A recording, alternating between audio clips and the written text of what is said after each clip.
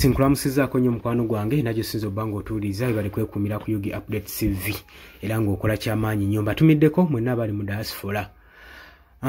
Newankubadde masekati g'olunaku olwaleero lubadde luwanvu nnyo nga Parliament egezaako okuyisaawo UPDF Amendment Bill, masekati obanga mu buvuyo obungi omumusa n'abaka bali ku ludda olw'opposition okulekulira Parliament, naye Parliament yo teyeesiseemu esigadde egenda maaso n'okuyisaawo UPDF Amendment Bill. Wakati mu opposition ez'enjawulo, wakati ng'abaka ba Parliament ab'enjawulo bagenda maaso n'okuopposinga eno bill, wabula opposition zonna tebaziwadde mwagaanya. Ngenda kubanga nkuyitiramu ku opposition ezikoleddwa okuopposinga eno bill obutayisibwa gwe mukwano gwange ali eyampuliriza. Parliament ya Uganda leero tukimanyi bulungi nti nno ebadde etudde okuyisa bill eya Uganda People's Defence ey'omwaka 2025 oluvannyuma lw'okuteekawo enjawukana n'okuteekawo divisions eri mu militaries mu military jurisdictions. Wetwogera mu military jurisdiction okubanga egenda tandika okubanga etryinga ba civilian mu kooti zaabwe nti military etteeka lino lyagala okuwa military omwagaanya okubanga baba jurisdiction babawa kwegamba enkizo amateeka agasobola okubanga gabasobozesa okutryingisa ba civilian mu kooti zaabwe era kibawe n'omugaso gwa General Court Martial gubawe enkizo okusobola okulaba nga baluulinga ba civilian mu Court Martial. Mu bill page eya 143 eyateereddwa ku mmeeza ne Minister of Defence Jacob Oboth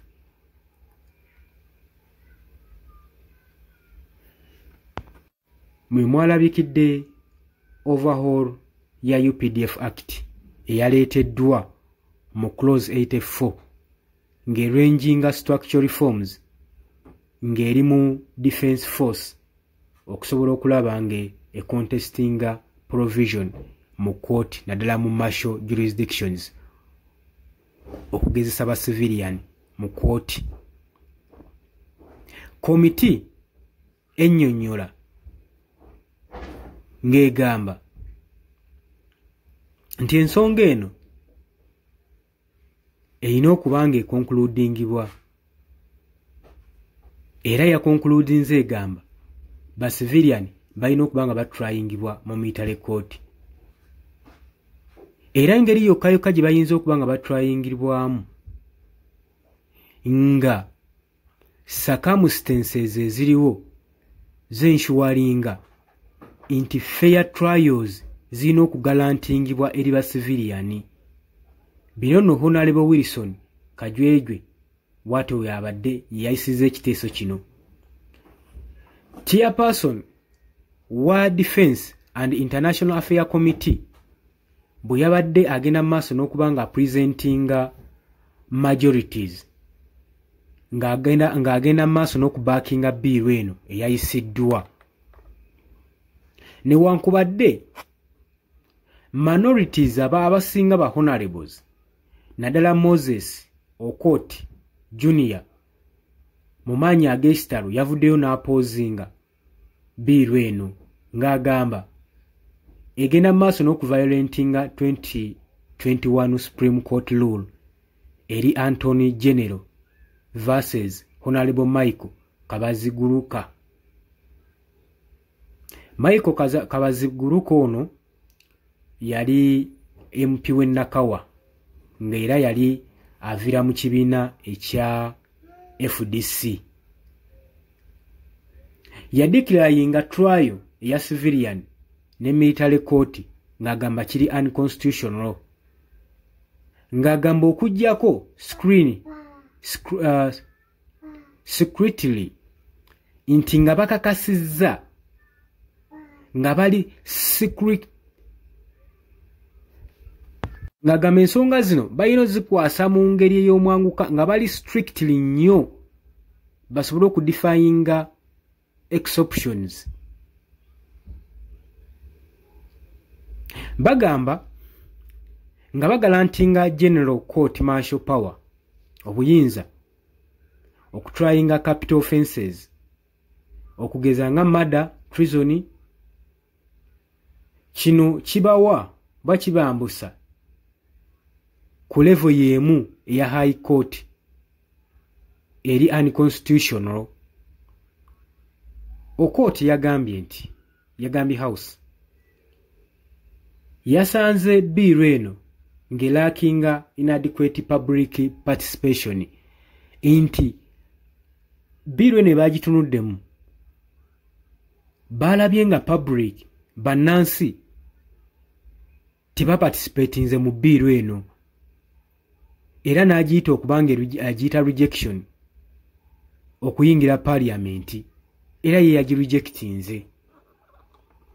Naye newankubadde ebyo byonna byonna byayisiddwa parliament yagenze ng'egenda mu maaso n'okuyisa omulamwa gwa bill eno. MP Muhammad Nsereko era naye yavuddeyo ng'aleeta debit ng'eclosing asate ng'introducing a section 117A nga defining a broad categories ez'enjawulo eri ba civilian abo abayinza okuba nga batryingirwa mu military court. Yakuludinzemu ba civilian abasangibwa ne military equipments abo abayi-aidingibwa ne military personnel abeegatta ne ba militaries okukola emisango saako ne ba contractors abo bagenda mu maaso n'okwengejinga mu bikolobero bino nga biri under martial law nga beegase ne military. Agamba bill eno ebawa omwaganya okubanga bakwatibwa. Era yagenze maaso n'okwopozinga clause 38 ng'aluulinga ng'agamba egalantinga general court martial okubanga eri equal ng'efiitinga ne high court. Mu ngeri eri contrary, constitutional provision on judicial harassment kigambibwa nti eno motion yadefeatingiddwa nnyo gye yaleese ng'erimu ebirumira bingi nnyo. Meanwhile ng'ebyo byonna tubitadde ku bbali, Minister Peter Ogwang yakoze imposition defense of bill ng'agiyita okubanga childhood trauma eyakolebwa mu security eyakolebwa mu ngeri eri insecurity mu Kalamojja ng'agamba nze mange yarepingibwa mu Kalamojja ne ba warriors namanya engeri kino gye kisoundingamu era n'okubeera mu society era ng'agamba lino etteeka ligenda kubanga listrengtheninga military discipline saako n'okuprotectinga ba civilians. Golowooza nga walowooza naye wolowooza olowooza lina etteeka lino weligenda protecting la civilian. MP Fahad Kyamuswet naye yadefendinze law eno ng'agamba nti military court yagamba nti bagenda maaso n'okuforcinga critical enforcement okusobola okulaba nga bateekawo discipline eri abajaasi. MP Johnson naye wadde bino byonna byayisiddwa n'agambye nti nno sanction y'aba MPs abali ku opposition baafulumye ne preliminary session bagenze mu maaso n'okuba nga bagamba bagenda taking a legal action eri against government nga bagirumiriza okwakitinga contempt eya Supreme Court banyomodde kwegamba ekiragiro kya court order ekyokubanga eno amendment bill ya UPDF yali yagaanibwa dda okuyisibwa kubanga teri inadequate era temuli public engagement ne consultation teriimu. Oli ku Yugi Update TV ko sinziro bango tuliza era nga nkutegeeza nti webale kwekumira ku mayengo gano.